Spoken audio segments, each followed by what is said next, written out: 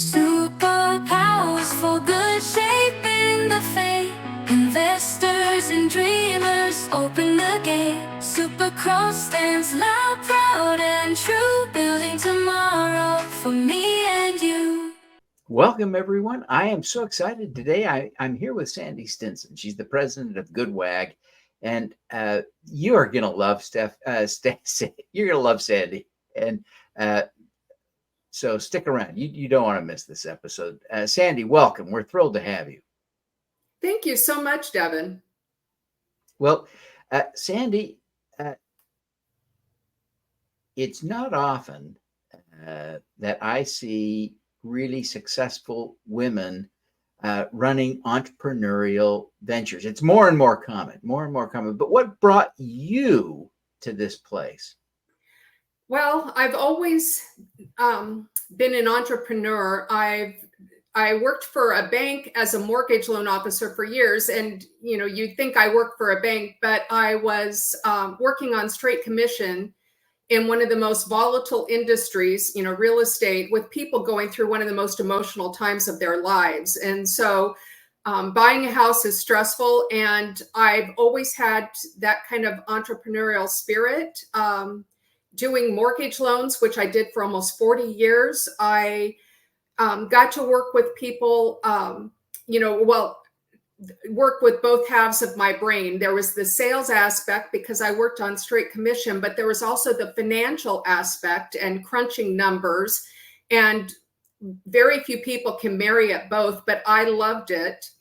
And so I've always kind of had that level of risk, acceptance. And when I came up with the idea for GoodWag, I didn't hesitate. It's like, if I want this, maybe other people do too. So, well, that's brilliant, and I really admire you. Let's talk now a little bit about what GoodWag is. Can you walk us through a little bit? Give us a quick overview.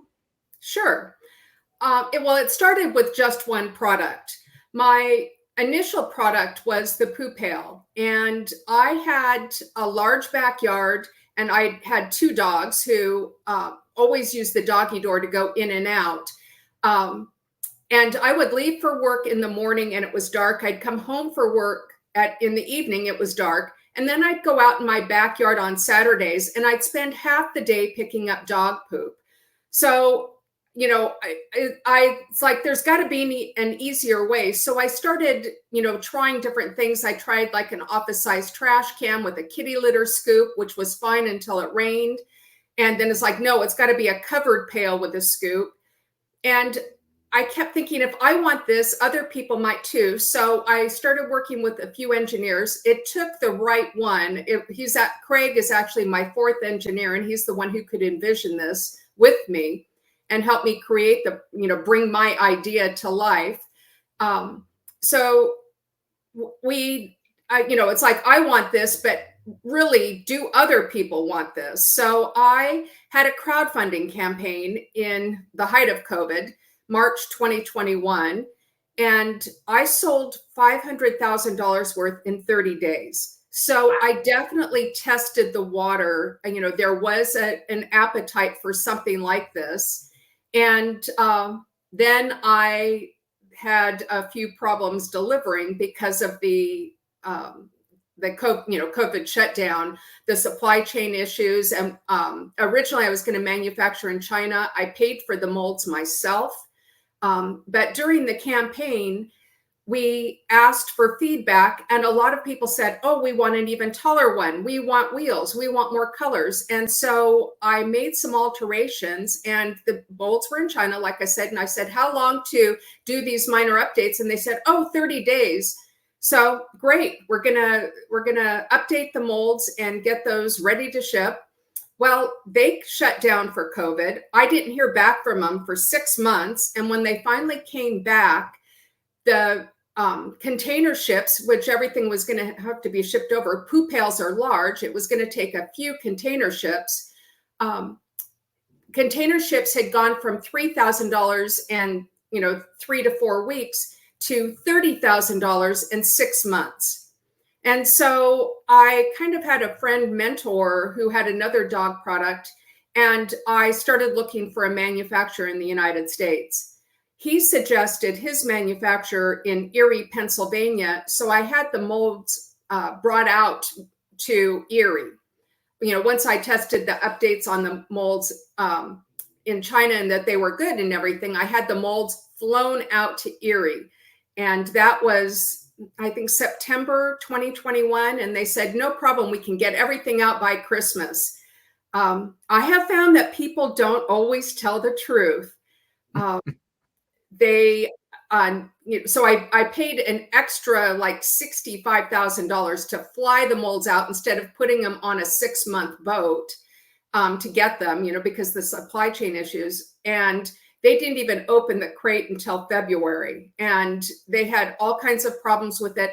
My friend who manufactured with them, his product was much more simple. It was just like one mold. I had 23 different molds. I have learned so much about mold design and family molds and manufacturing. You don't know everything you don't know when you start out this journey. So anyway, we finally got the molds. They were running the parts. They were not the best manufacturer. They ended up giving up on the project about June or July. And that's when I found been looking, because they kept promising and then not delivering. I kept looking for a new manufacturer, and I found one in Los Angeles. And then in end of July, I had 5 semi-trucks loaded with parts and the molds brought out to Los Angeles, where they finished making the parts and then got them all the poop pails shipped out by December of 2022. So that, I can't even tell you how many ups and downs and crazy moments and everything that went on with that. And here I am promising my crowdfunding backers, we're going to be delivering before Christmas. And then it's, February, your forever wait is over. It's February. I just felt like such a bum lying to these people, but they were lying to me, and I just had no way to get around that. I mean, when they told me something, I believed it. I've since also learned how important contracts are with deadlines. The new manufacturer in Los Angeles got everything shipped out before Christmas of 2022, so a year late. And that's when my website went live. Wow. And so you've had this crazy up and down, the huge success of the crowdfunding round, and then you've had all these crazy delays, but now you're selling product. How are things going with the sales? Well, like I said, we went live on our website in December of 22, actually Black Friday, 2022, and sales ramp up slowly, but we've sold over $1 million worth of poop pails just through our website. And in addition to the 500,000 sold through the crowdfunding campaign. And so sales have been great. That's tremendous. So now you've got a new regulation crowdfunding, investment crowdfunding program at Start Engine. And yes. How did you decide to tackle that? Well, I've got more products in the works. I think it's Mike Rowe from Dirty Jobs who always said there's a lot of money in the jobs that nobody wants to do. And there's 65 million households in America that have dogs, and nobody likes to pick up dog poop. So I've decided to make that my focus. As far as I know, there's not another company in the US, manufacturing in the US, with one focus, and that is to deal with the most unpleasant job that people have around dog ownership. So I have the poop pail, I have smart poopy walking bags, and you showed the product there. The poop pail itself is plastic because that's the only thing that really lasts outdoors. But the poop pail liner bags and smart poopy walking bags are biodegradable and home compostable. That was really important to me. So I've got those 2 products. I've also my return rate is very, very low. It's like less than 1%. But of the 1% that return them, half of them say the pail's too small. They've got 4 large dogs, or they run a doggy daycare and they need a larger pail. So one of the products I want to come out with is a larger pail. And there's 2 others, a less expensive one, and then a new product that's going to take a lot of work. So we launched a crowdfunding campaign, equity crowdfunding campaign on Start Engine. And, you know, I'm hoping to raise some additional capital so that I can really build this company and be the go-to company when your dog goes number 2. Well, that really is, I think, a really cool idea, and it's great to see you using crowdfunding again, but in this new way, right? Yes. So I hope that a lot of your backers from the first one will join you in this one too. That would be exciting. You know, we often tell people who are trying to raise money on you know, a place like Start Engine to do a crowdfunding campaign on Kickstarter or Indiegogo first, and you did that, and so you're kind of the prototype for that. That's great. Yes. As we kind of wrap up the first part of this segment, I wonder if you would just take a minute to tell people how they can get the product too, Sure. because you've got the bags, the liners, and the poo pails themselves. How do people get those? They're available on our website at goodwag.com. That's GOODWAG.com. And we carry 3 different styles of poo pails: regular, tall, or tall with wheels. And we have currently 5 colors. The new purple color is coming out next week, and so that should be going on my website shortly. We're kind of excited about it. The other purple color was just too bright. So goodwag.com. Fantastic. Well, I really appreciate you sharing this. Listen, everybody, I'm so excited. We've got today with us Sandy Stinson, who is the president of GoodWag, and it's just been a delightful and fun conversation. And we're going to shift gears when we come back from this little break here and talk to her about her superpower. And you don't want to miss that. So stick around. You can get in on the ground floor to help fix the climate crisis for as little as $100. Pause now to scan the QR code to get started, or visit s4g.biz/raisegreen. You can be a green at Raise Green. Want to learn from the world's great change makers? Find your superpower. Subscribe to the Superpowers for Good newsletter at superpowersforgood.com. Make your strengths into superpowers that will change the world. Join the super crowd today. Superpowers4good.com. Hope to raise money from the impact crowd. Good investors are as interested in community, social or environmental impact as you.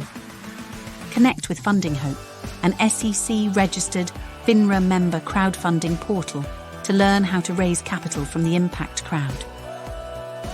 Scan the QR code now. Oh. Well, listen, everybody, welcome back.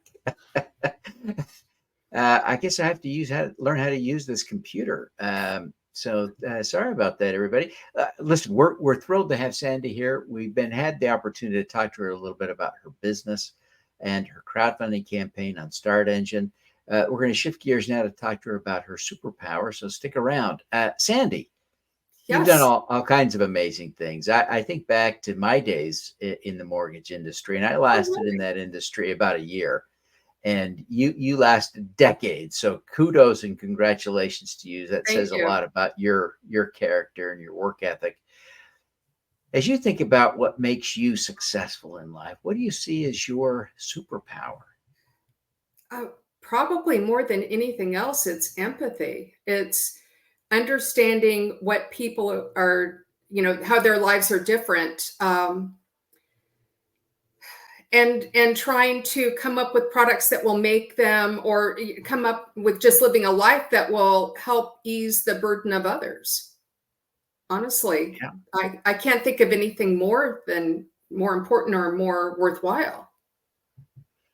Well, yeah, that is brilliant, and obviously you've been able to use that both in your mortgage business and now with GoodWag. But I wonder, it's a little bit easy for us to see because we've had our head in the game, right? Thinking about GoodWag.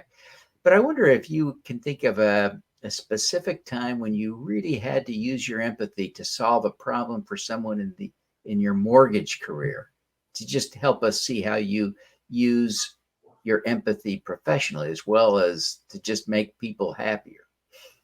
Well, I've noticed that I use it in the customer service skills. That's where it's most important. I think in the mortgage industry, back in the days when we did the negative amortizing loans, which were all that I had to sell really, and they were so much lower than the fixed rates at the time. People would come in and apply for a loan. I would not, back before everything was done online, we met with people in person and completed loan applications on paper and got documentation from them that we copied. But having customers right in front of me, I did my own worksheets. I did not let anyone walk out that door without fully understanding how their loan would work. A lot of people would just sell whatever they could to make the most commission and just move on. But I never looked at it like I was making a sale. I was making a customer, a client for life. And that's what I try to do here too.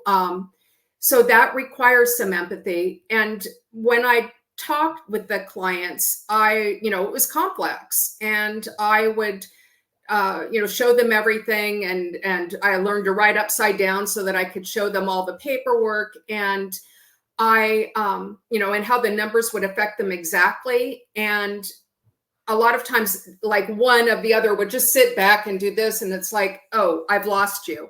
Let's come back. Let's walk through this. This is very complex. You're not leaving here until you understand everything. And I have to say that of the loans that I had, very few ended up in foreclosure because people knew what to expect. That is so important and so powerful, right? Trying to help people through those moments. And I remember when I was in that business, how challenging it can be just to get people to understand fully. And one of the interesting things that surprised me, and I'm sure you saw the same thing and got good at dealing with this, is almost always, in my experience, women understood what was going on and men were confused. Well, I didn't want to say that, but but the thing is, this is complex, and or mortgage loans are complex, and it's probably the largest financial decision that people ever make. And to walk them through this, and I kind of likened it to being a midwife. They were going to go through this really painful process, but they're going to end up with something really wonderful in the end. And I was going to help them through this awful process. And that's really how I looked at it. I always considered that I worked for the client, not the bank that I was working for. And I brought that attitude for customer service to my current business. I get messages from customers. They don't know how something works, or, they're watching the wrong assembly video, or, they bought the wrong thing and they're disappointed. And, and I will, be very accommodating and try to send them whatever I can. I understand that people want to be happy with a purchase. Poo pails are sold at $129 for the tall with wheels. And it's a lot of money, and people should be happy with that. This should really solve a problem. It's not a throwaway item. I want to deliver a quality product. I want it to solve problems for people. And I've gotten so many customers who've given me feedback, such as, a woman her house is the house where all the kids play.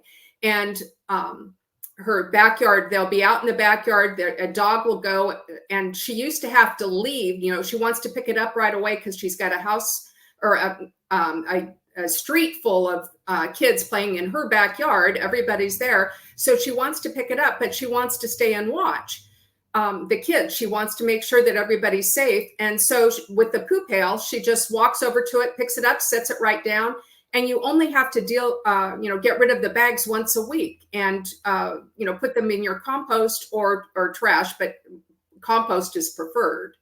So, I've gotten so many comments from clients who really like their poo pail. Another one was someone had Giardia. I tried to listen to all of the comments in the design of the poo pail.